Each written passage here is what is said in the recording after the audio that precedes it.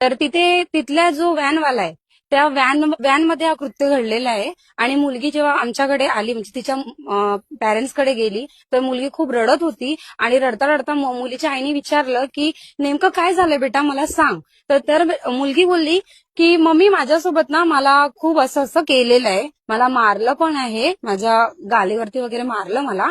आणि माझा जो प्रायव्हेट पार्ट आहे तिथे पण मला इजा केलेली आहे, म्हणजे मला मारहाण केलेली आहे. त्या जागी ना मॅडम मी पाहिलं सुजन आली होती, तर त्यावेळी तिला दवाखान्यात न्यायला पाहिजे होती. तर आम्ही पहिलं शाळेमध्ये गेलो, प्रिन्सिपलला विचारलं, तर प्रिन्सिपल बोलते की तो करणं शक्य नाही.